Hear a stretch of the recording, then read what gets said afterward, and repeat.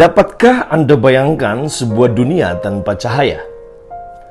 Tidak ada warna, tidak ada matahari terbit, semuanya gelap. Ya, yang ada hanya kegelapan abadi. Sekiranya keadaan demikian terjadi, kira-kira dunia semacam apa yang demikian, saudara? Yesus berkata di dalam Matius pasal 6 ayat yang ke-23b demikian. Jadi jika terang yang ada padamu gelap, betapa gelapnya kegelapan itu. Dengan kata lain, jika terang yang adalah Kristus itu sendiri tidak ada di dalam kehidupan kita, itu berarti terang tidak ada di dalam hidup kita, maka betapa gelapnya kehidupan ini. Bapak, Ibu, saudara-saudari yang saya kasihi, bagaimanakah terang Kristus bisa ada di dalam kehidupan kita? Itu hanya bisa terjadi jika Kristus Yesus yang adalah Tuhan kita bersemayam, berdiam di dalam hati kita. Maka dengan demikian, hati kita akan diterangi oleh Tuhan sendiri. Dan pancaran terang Kristus di dalam kehidupan kita inilah yang memampukan kita akan bercahaya, akan memendarkan, akan memancarkan cahaya kemuliaan Tuhan. Satu-satunya terang yang Tuhan berikan di dalam kehidupan kita adalah ketika kita menerima Yesus sebagai Tuhan di dalam kehidupan kita. Alkitab berkata di dalam 2 Korintus pasal 4 ayat 6 demikian, saudara. Sebab Allah yang telah berfirman, dari dalam gelap akan terbit terang. Ia juga yang membuat terangnya bercahaya di dalam kita, supaya kita beroleh terang dari pengetahuan tentang kemuliaan Allah yang nampak pada wajah Kristus. Dan dilanjutkan, saudara, di dalam 2 Korintus pasal yang ketiga ayat 18 demikian. Dan kita semua mencerminkan kemuliaan Tuhan dengan muka yang tidak berselubung. Dan karena kemuliaan itu datangnya dari Tuhan yang adalah Roh, maka kita diubahkan menjadi serupa dengan gambarannya dalam kemuliaan yang semakin besar. Wow, luar biasa, saudara. Itulah sebabnya Yesus kembali berkata di dalam Matius pasal 5 ayat 14 demikian. Kamu adalah terang dunia.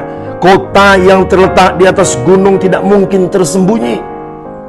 Melalui firman Kristus pada hari ini yang kita dengar, kita ditantang untuk menjadi kota yang menerangi sekitar kita. Kota yang terang, yang di atas gunung, saudara, di atas bukit, ya, tidak tersembunyi. Ya, terangnya tidak tersembunyi, justru terangnya terpendar sedemikian rupa menerangi sekelilingnya. Saudara yang saya kasih, seringkali kompromi yang menjadi pilihan yang seringkali kita ambil, itulah yang membuat terang itu kemudian redup dan bahkan padam, saudara.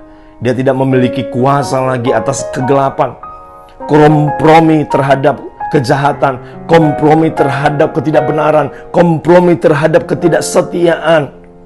Bapak, Ibu, saudara-saudari yang saya kasihi, seringkali persoalan terbesarnya adalah kompromi. Seringkali kita harus dipaksa oleh kompromi ini.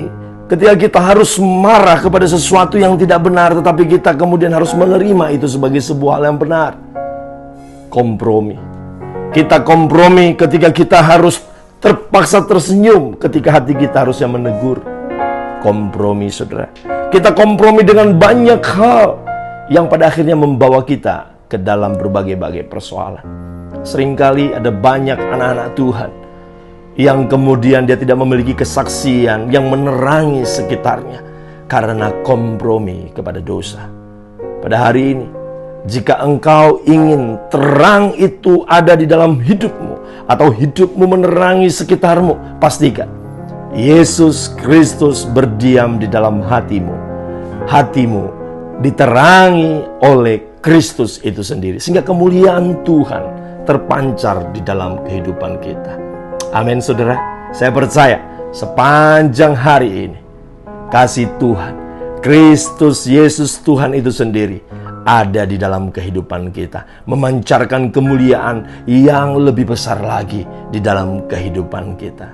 Kiranya Allah yang penuh kasih dan setia, menolong kita agar setiap kita memiliki hati yang terus menerangi sekitar kita.